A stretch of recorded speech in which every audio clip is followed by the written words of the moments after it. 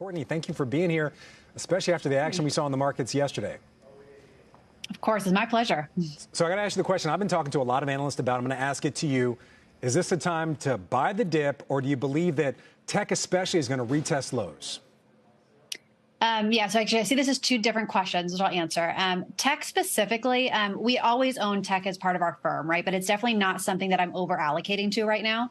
And I think what you have to take a look at is, regardless of us going into a recession or what's happening with the Fed next week, we are going to be going into a slowing growth environment, and rates are going to be higher than they have been over the last decade. And tech is just not well positioned to continue to outperform in that kind of environment. And when you take a look at something like the ARK Innovation Fund, which has really been the poster child for your innovative tech, you look at the top 20 holdings, only 3 of those actually have a positive PE ratio. And even then, they are so much more expensive than the market.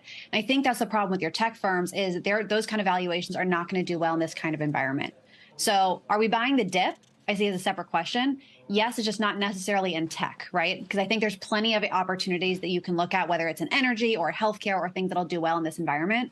But we continue to believe likely the lows are already in for the year. Could we go lower from here? Sure, we can. But I think your risk to the upside is still pretty great, because a lot of your money managers are still pretty underinvested right now. And if we do start to see any positive data come out, there's still a lot of upside, I would say, more so than downside at this point in time.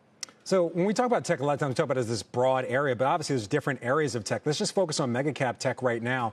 Is this an environment, inflationary, where mega cap tech can actually outperform other areas of tech? A lot of times these are what we call those blue chip stocks that are almost utilities in many cases.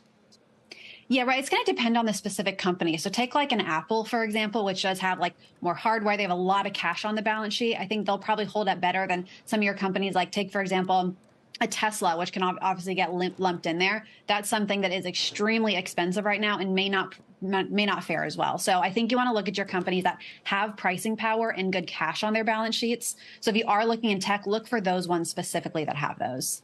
2 areas I was actually looking at myself are payment stocks. MasterCard and Visa in the green today, kind of resisting some of that rate pressure. But with inflation, do you expect those kind of companies to get hit when we talk about both payment and fintech? Yeah, and again, it's really going to come down to the valuation on a lot of these. But ultimately, you can find opportunities in tech, but I don't think just as a broad sector, it's not where you want to jump in with 2 feet from right now. So you can pick and choose which companies might do well, but as a broad sector, I think there's other areas that are going to continue to outperform rather than your tech or your fintech companies. All right, Courtney Garcia, we got to leave the conversation there. Thank you for being here and being our halftime headliner. Thanks for having me.